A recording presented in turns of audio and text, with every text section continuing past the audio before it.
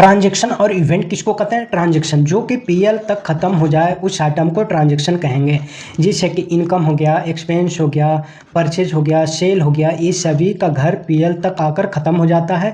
इन सभी का अल्टीमेट स्थान क्या है? पीएल है, प्रॉफिट एंड लॉस अकाउंट है। तो जिस आइटम का खात्मा प्रॉफिट एंड लॉस अकाउंट तक हो जाता है उसको ट्रांजैक्शन कहते हैं।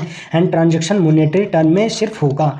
एंड इवेंट जो कि प्रॉफिट एंड लॉस अकाउंट से आगे निकल जाए तो उसको इवेंट कहेंगे। जो कि बैलेंस शीट तक पहुंच जाए उस आइटम को इवेंट कहेंगे। जैसे कि स्टॉक होगा, इसके साथ प्रॉफिट होगा या फिर लॉस होगा, सरप्लस होगा या डिफिसिट होगा, ये सभी आइटम बैलेंस शीट तक पहुंच जाता है तो इन सभी आइटम को कहेंगे इवेंट। इवेंट मॉनेटरी के साथ साथ नॉन मॉनेटरी भी होता है। जैसे कि कोई डायरेक्टर टपक गया, कोई एम्प्लॉई आया, कोई एम्प्लॉई भाग गया, ये सभी क्या हो रहा है? Non monetary transaction.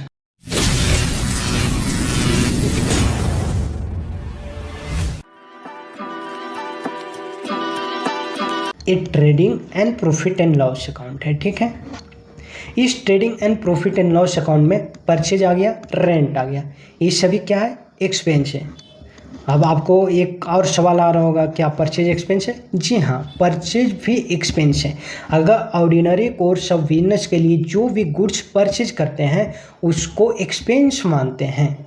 यानी कि अगर मैं इस पेन का बिजनेस कर रहा हूँ, बहुत सारे पेन कॉपी खरीदता हूँ, उसको बेचता हूँ, स्टेशनरी का दुकान है, तो ये मेरे पेन एसेट नहीं है, ये मेरे लिए पेन क्या है? स्टॉक है, परचेज है।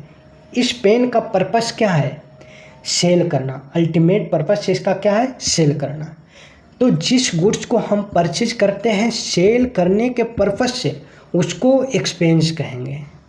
अगर जो मेरा स्टेशनरी का दुकान है उसमें एक एसी खरीद के लाया, क्या मैं एसी खरीद के लाया हूँ उसको सेल करने के लिए? नहीं, वो क्या है? वो मेरे लिए एसेट है क्योंकि उसको सेल करने के पर्पस से नहीं लाया हूँ। तो एक चीज़ ध्यान में आ गया कि जो ऑर्डिनरी कोर्स ऑफ बिजनेस के लिए जो भी गुड्स परचेज करते हैं वो एक्सपेंस कहलाता है और एक्सपेंस का घर है प्रॉफिट एंड लॉस अकाउंट में। And rent, salary, wages, commission, ये सभी तो एक्सपेंस हो गया। तो एक्सपेंस ट्रांजैक्शन कहलाता है। एंड ध्यान में रखना है सभी एक्सपेंस किस में होना चाहिए? मॉनेटरी टर्म में। जैसे मॉनेटरी टर्म यहाँ दिख रहा है 3,50,000, 45,000। एंड सेल क्या है? सेल है इनकम। सेल क्या है? इनकम। ये बेसिक चीज़ ध्यान में रखना है। सेल इनकम है, एक्सपेंस है, एसेट है, लायबिलिटी है, तो आपको सिलेक्ट करना है इनकम है, ठीक है। ये क्वेश्चन पूछे जाते हैं। तो जब इनकम हो गया तो ये भी ट्रांजैक्शन हो गया, ओके। एंड अब बात कर लेते हैं क्लोजिंग स्टॉक। यानी कि पेन 1,00,000 पेन खरीद कर लाए हैं, 1,00,000 क्वांटिटी, जिसमें से 90,000 पेन बिक गया, 10,000 पेन अभी बचा हुआ है। तो ये जो 10,000 पेन बचा हुआ है इसी को कहेंगे क्लोजिंग स्टॉक। और एक क्लोजिंग स्टॉक यहाँ पर दिख रहा है ना, ट्रेडिंग एंड पीएल के बाय साइड यानी क्रेडिट साइड। तो एक क्रेडिट साइड में यहाँ से एक क्लोजिंग स्टॉक बैलेंस शीट में चला जाता है। कहाँ चला जाता है? बैलेंस शीट में। तो ये जो क्लोजिंग स्टॉक हुआ ये किसका पार्ट हुआ? बैलेंस शीट का। तो बैलेंस शीट में जो चला गया उसको क्या कहेंगे? इवेंट कहेंगे, ठीक है। आई होप आपको क्लियर हो रहा है।